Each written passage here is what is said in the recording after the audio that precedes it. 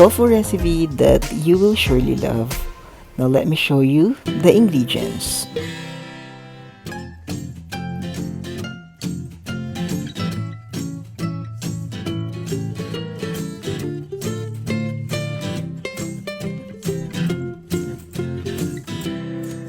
Now let's start preparing our ingredients for today's dish by cutting our tofu into cubes.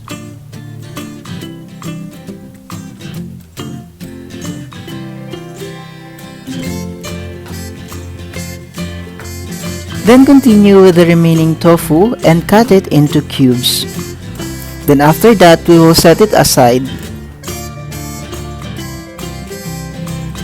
Now let's proceed to cut our squid balls. We will cut the squid balls into halves. Then we will put it in a container, then set aside. Next, our young corn.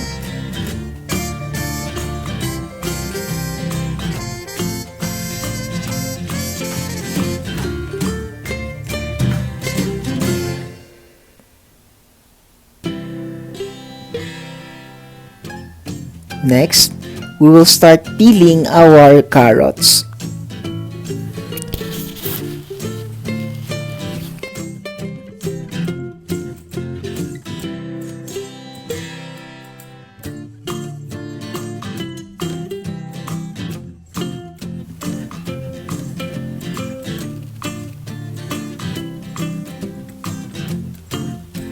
And start chopping.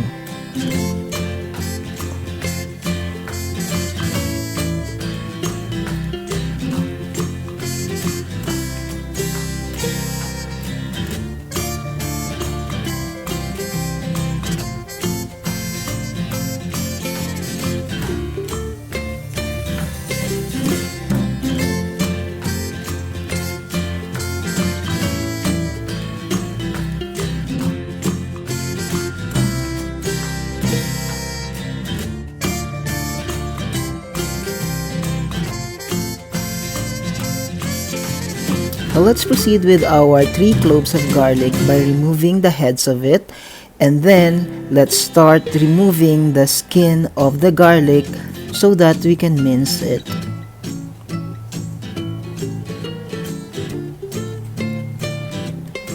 Now let's mince our 3 cloves of garlic.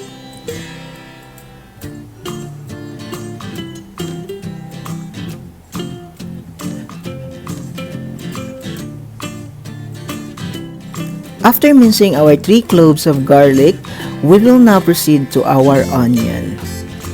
Then we will chop it.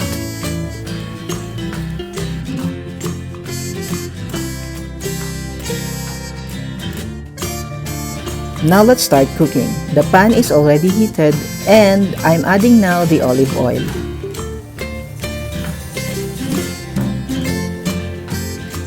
Next to it, I'm starting to add the cube tofus.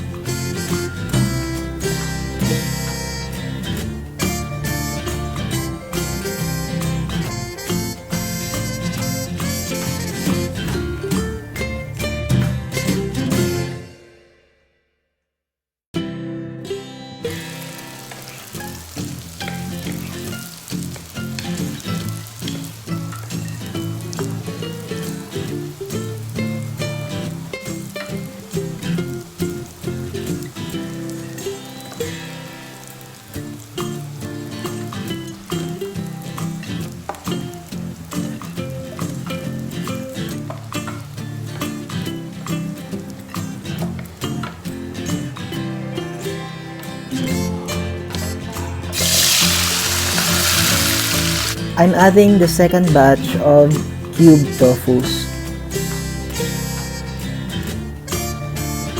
Now tofus are done and let's start frying our squid balls.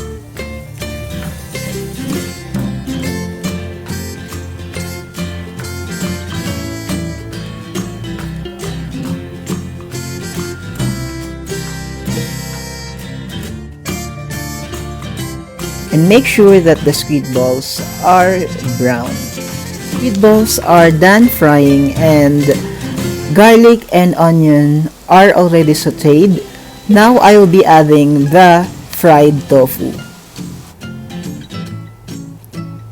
Let's mix.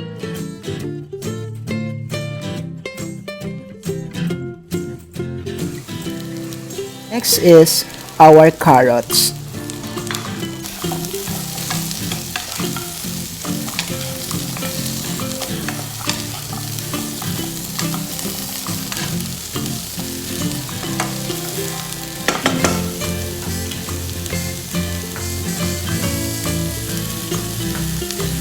Now next to it is our young corn.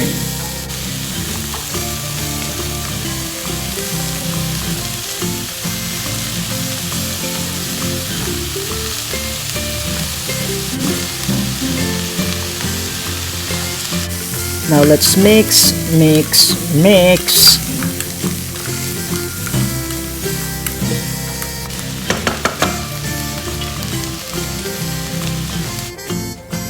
And then, it's time to add our squid balls.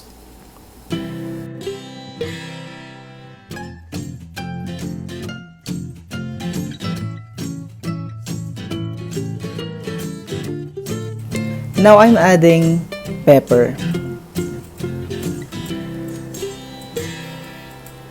Then our salt.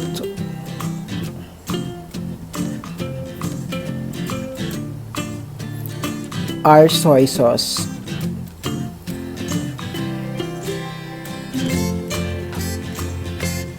To be followed by our sugar.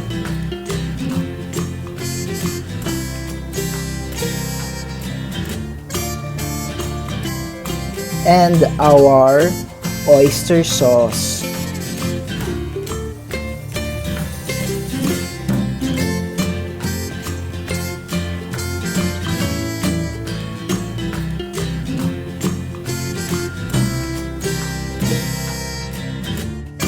Now we will mix so that all the ingredients will be well incorporated.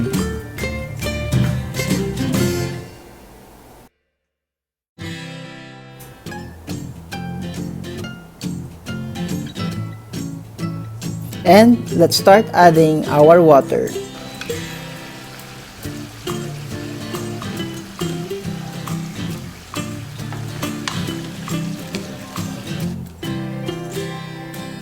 Mix, mix, mix, and mix.